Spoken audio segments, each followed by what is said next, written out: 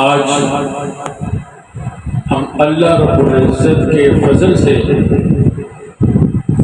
جادو جب دوسرے مرحلہ میں داخل ہو جائے اس کا علاج کس طرح کرنا ہے، اس کو کس طرح توڑا جا سکتا ہے، کس طرح اس سے جان چھڑائی جا سکتی ہے، تو آج میں آپ کے سامنے انتہائی مجرب عمل، جو ہمارے مجربات میں سے ایک انتہائی آزمودہ عمل ہے، وہ قرآن کریم کی 10 آیت مبارکہ کا عمل ہے کہ وہ 10 آیت مبارکہ جب حضرت موسیٰ علیہ السلام نے فرعون کو اللہ رب العزت کی طرف بلایا، اس کو سمجھایا کہ بنی اسرائیل کو چھوڑ دو، ان پر ظلم نہ کرو، ان کو میرے ساتھ بھیج دو اور میں اللہ کا نبی ہوں۔ بات لمبی ہے، فرعون نے کہا کوئی دلیل، ان کنت من الصادقین، اگر آپ سچے ہو تو دلیل لے کے آؤ۔ تو حضرت موسیٰ علیہ السلام نے دلیل کے طور پر اپنے عصا کو زمین پر ڈالا، وہ اژدہا بن گیا، اپنا ہاتھ اپنی بغل سے نکالا تو وہ سورج کی طرح روشن ہو کر چمکنے لگا۔ اس کا پس منظر ذرا دیکھیے۔ فرعون نے کہا، فرعون کے درباریوں نے کہا یہ تو بڑا جادوگر ہے۔ جادو کا اس وقت زمانہ تھا، جادو کا چرچا تھا، جادو کا طوطیا بولتا تھا۔ تو فرعون کے درباریوں نے کہا ان کا تو جادوگروں سے مقابلہ کرانا چاہیے۔ چنانچہ باقاعدہ فرعون ان بادشاہوں میں ایک ہے جن کی پوری دنیا کے اوپر حکمرانی تھی، تو اندازہ کیجئے اس نے کیسے جادوگروں کو اکٹھا کیا ہوگا۔ اگر آپ ذرا تصور خیالات میں جائیے، ذرا سوچئے، پوری دنیا کے جادوگر ایک طرف، اللہ کا پیغمبر موسیٰ کلیم اللہ ایک طرف تنے تنہا کھڑا ہے۔ جادو جو کہتے ہیں طاقتور ہے، وہ سنے ذرا، دنیا کا جادو، ایک شہر کا، ایک علاقے کا، ایک ملک کا، خاص کسی احاطے اور کسی محدود جگہ کا نہیں تھا، پوری دنیا کے جادوگر اکٹھے ہو گئے۔ مقصد ہی یہی ہے، فرعون کی عزت کی قسمیں کھا کھا کر کہتے تھے کہ آج ہم غالب ہوں گے اور ہمیں اس فن میں بہت مہارت حاصل ہے۔ یہ تو وہ کلمات تھے جو میں نے آپ کو اپنی زبان سے بیان کیے۔ اللہ تعالیٰ کیا فرماتے ہیں وہ ذرا دیکھیے۔ اللہ فرماتے ہیں فَلَمَّا أَلْقَوْا سَحَرُوا أَعْيُنَ النَّاسِ، جب انہوں نے جادو کی چیزیں ڈالی تو لوگوں کی آنکھوں پر جادو کر دیا۔ فَاسْتَرْهَبُوهُمْ، لوگوں کے اوپر خوف مسلط کر دیا، لوگ گھبرا گئے۔ وَجَاءُوا بِسِحْرٍ عَظِيمٍ، اللہ فرماتے ہیں بہت بڑا جادو لے کر آئے۔ تو آپ کو معلوم ہو چکا ہوگا کہ جادوگر دنیا کے ہر کونے سے سمٹا کر وہاں آ چکے تھے اور بہت بڑا مکر، جادو، فریب لے کر میدان میں آ گئے تھے۔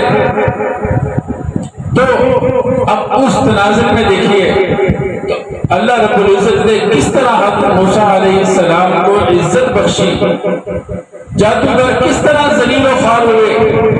ان 10 آیات مبارکہ میں اسی کا تذکرہ ہے، تو اسی کی برکت سے جادو کہیں بھی ہو اسی طرح ذلیل و خوار ہوتا ہے جس طرح حضرت موسیٰ علیہ السلام کے سامنے فرعون کے دربار میں ہوا۔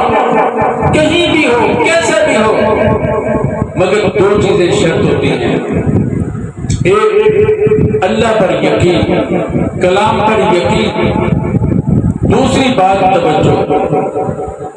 آج تک میرے پاس جتنے بھی مریض آئے میں نے کسی کو ناکام ہوتے نہیں دیکھا، صرف انہی کو دیکھا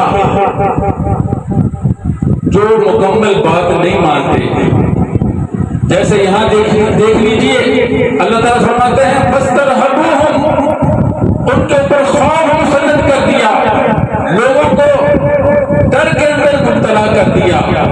تو جادو کے ذریعے سے دماغ میں خیالات بھی آتے ہیں، وسوسے بھی آتے ہیں، خوف بھی آتا ہے۔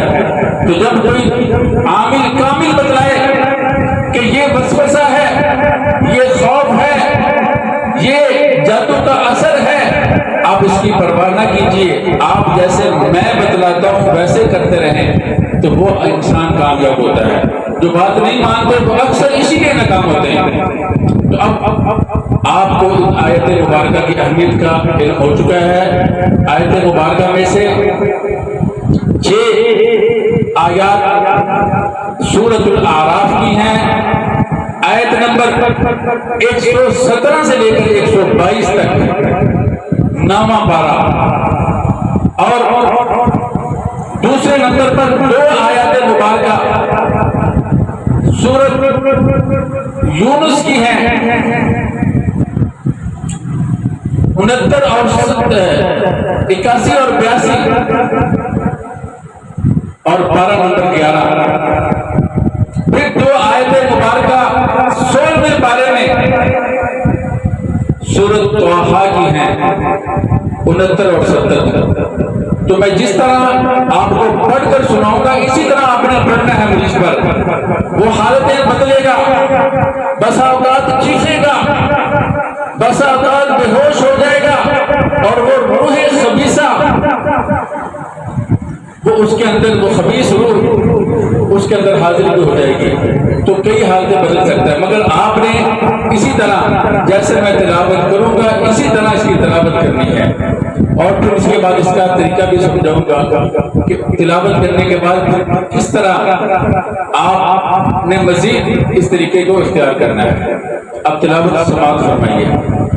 اعوذ باللہ من الشیطان الرجیم، بسم اللہ الرحمن الرحیم۔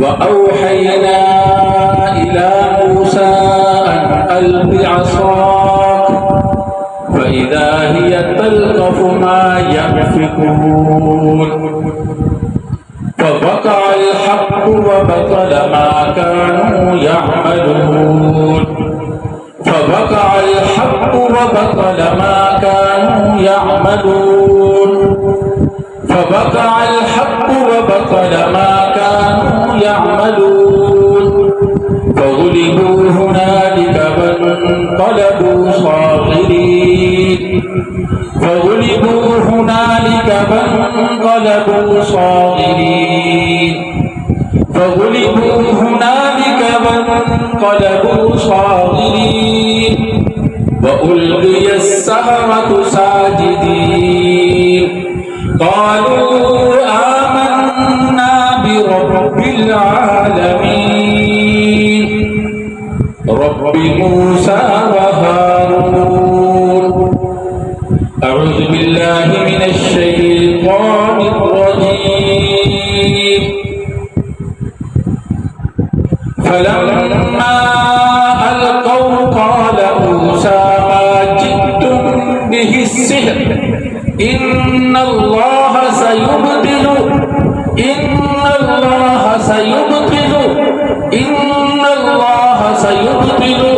إن الله لا يصلح عمل المفسدين ويحق الله الحق بكلماته ولو كره المجرمون۔ أعوذ بالله من الشيطان الرجيم۔ وألق ما في يمينك تلقف ما صنعوا إنما صنعوا كيد ساحر ولا يفلح الساحر حيث أتى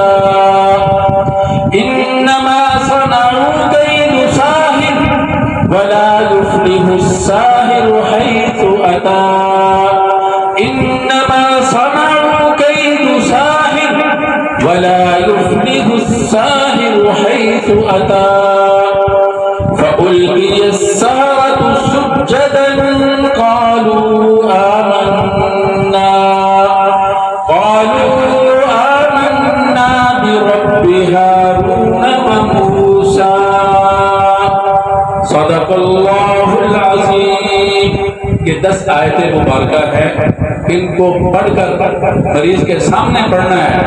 اس کے اوپر جو بھی حالت طاری ہو اس کو اپنے نظر میں رکھنا ہے. تو پانی پر دم کرنا ہے. یہی پانی کو پیے، 24 گھنٹے پیے، اور مزید پانی پر دم کر کے اس سے کہنا ہے کہ غسل بھی کرنا ہے. غسل کا طریقہ یہ ہے کہ پہلے اچھی طرح صابن وغیرہ سے نہا لے، اپنا جسم کا میل کچیل دور کر لے، پھر ایک بڑی لونگی لے کر ناف سے لے کر پاؤں تک جائے، ناف کے اوپر باندھنی ہے، پاؤں تک جائے، پھر کسی پاکیزہ جگہ پہ بیٹھ جائے، پھر اس بڑے ہوئے پانی کو اپنے جسم پر ڈالے اور جسم کو ساتھ ساتھ ملتا جائے. اس طرح غسل کرنا ہے اور پھر پانی بھی پینا ہے. تو پھر دیکھیں اللہ رب العزت کی طرف سے کس طرح فضل ہوتا ہے. وہ لوگ جو کہتے ہیں ہم نے کوئی درد نہیں چھوڑا، کوئی عامل نہیں چھوڑا، کوئی جگہ نہیں چھوڑی، کوئی پیر فقیر نہیں چھوڑا، جادو جان نہیں چھوڑتا. وہ ذرا اس ویڈیو کو ضرور دیکھیں اور اس بات کو جو میں نے یہاں بیان کی ہے ضرور سنیں. انشاءاللہ اللہ رب العزت جادو سے اس کو نجات عطا فرمائیں گے. اور آج ایک اہم بات بھی کرنا چاہتا تھا کہ جادو کس طرح اثر کرتا ہے. اگر جنات کے ذریعے سے ہو تو کب اثر کرتا ہے. اگر ڈائریکٹ جادو کیا جائے تو جادوگر کو کیا چیزیں چاہیے ہوتی ہیں تاکہ ہم ان چیزوں سے بچ سکیں. انشاءاللہ میں کوشش کروں گا کل کو اس بارے میں بھی بیان کروں، اور جادو جب تیسرے مرحلے میں داخل ہو جائے تو پھر کیا کرنا چاہیے اس کے بارے میں بھی علاج اور تدبیر جو ہے وہ بیان کروں. تو آج کے لیے اتنا ہی کافی ہے. دعا کیجیے اللہ رب العزت جو کچھ ہم نے کہا سنا ہے اس پر عمل کی بھی توفیق عطا فرمائے. ہر قسم کے شر، ہر قسم کی حسد، ہر قسم کی بیماری اور ہر قسم کے سحر اور جنسیات ارواح خبیثہ سے، ہر قسم کے ارواح خبیثہ سے ہم سب کی حفاظت فرمائے. وآخر دعوانا ان الحمد للہ رب العالمین.